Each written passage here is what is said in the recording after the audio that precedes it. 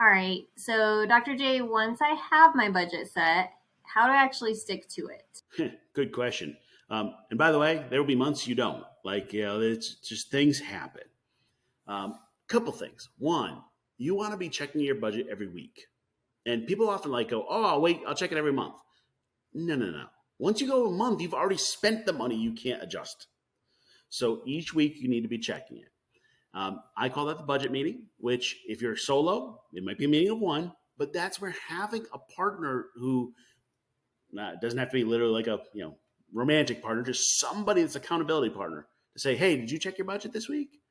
And call you out on the stuff that you're doing. I didn't say judge, I said call you out, saying, hey, there's something there. So budget meetings every week. So what I do for mine is I check my finances. I'm actually probably 2-3 times a week. I'm a little crazy about it. Like, for example, if you got a credit card, you want that zeroed out every month. I actually pay mine off every week. So there's ways to do that, but you want to see if you're making mistakes.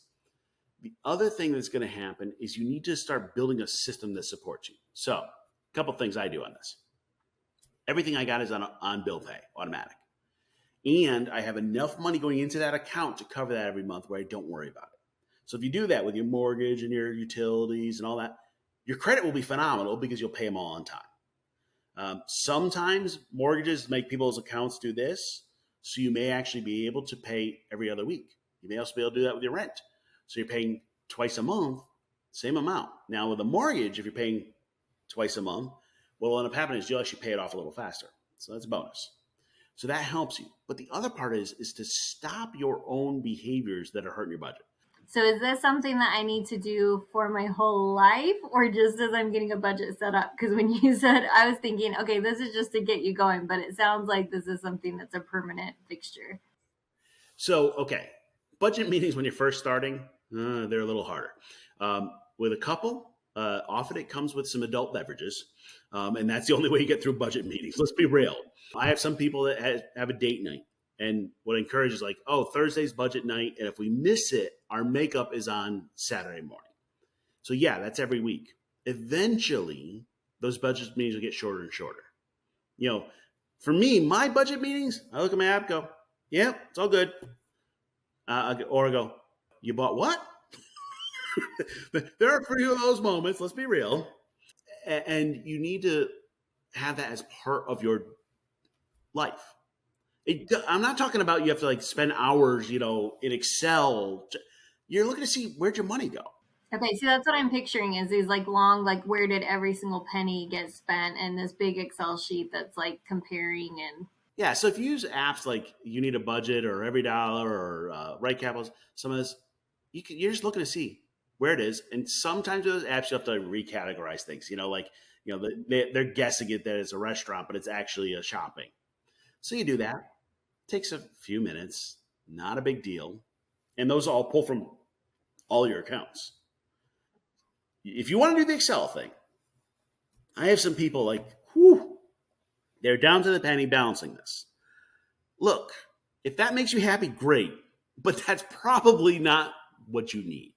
And by the way, if you have a spouse and they're not into Excel and you are, you may have to give up a little. With spouses, sometimes it helps if we're both on the same app so we can see it all throughout. But it's just a quick check to see where we're at. Before the month starts, you look at the end of the last month, or look at the new month. Yeah, that might be a little more intensive. We want to be able to shift as we go along. So it's like with a GPS. It reroutes you all the time. If you did not reroute, you might end up somewhere you didn't plan. So that's what we're doing with those budget meetings.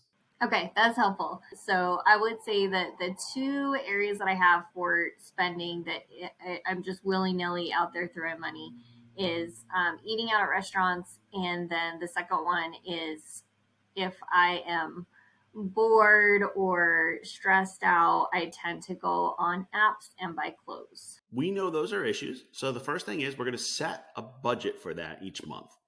And we get tips and tricks. We'll go through a couple different ways to do this. But one of the things that you can look at is actually using prepaid debit cards. You put $250 on a debit card for your dining out, and that's it. You put $100 in your card for shopping. Now, the bonus of that is when the debit card runs out, you can't do it anymore. I think the challenge is, yeah, I'd love you to have better behaviors that replace shopping and eating out, but that's kind of like that's the therapy corner that we have to spend a little more time in on. Good behaviors. We all have our problem areas. Um, I think the other thing you can do is kind of bring in the walls on yourself. So I do this with some people. If you're not great at watching your budget, I'll just take your money away. And that sounds a little harsh, but let's talk about what that means.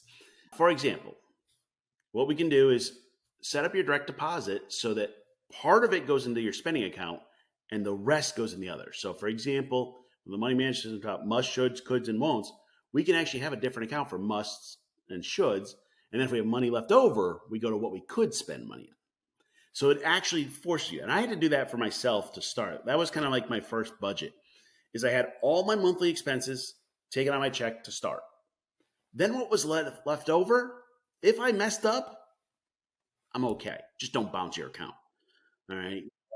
As long as you don't bounce your account, you're okay. So you can do that. The other things you can do if you are out of debt is start saying, okay, I'm going to take X amount for my retirement fund, for my investing, and now the leftover I can spend. And what happens is, by human nature, if you don't have the money in your account, you're less likely to spend it. Is that fair for your shopping? Mhm. The answer is we take our money away. you know. Now, if you have a spouse, what I often encourage is putting a budget line item for spending money. Whatever pocket money, but you each get your amount. So let's say we each get $200. If my wife wants to spend it all, she loves, I don't know, fruit dresses, like the ones with like fruits and vegetables on them. She wants to buy fruit dresses, go right ahead. All right. If I want to save mine up to buy something bigger, I can do that. If she wants to buy a whole bunch of fruit dresses, she can do that too. But all we have is just that pocket money.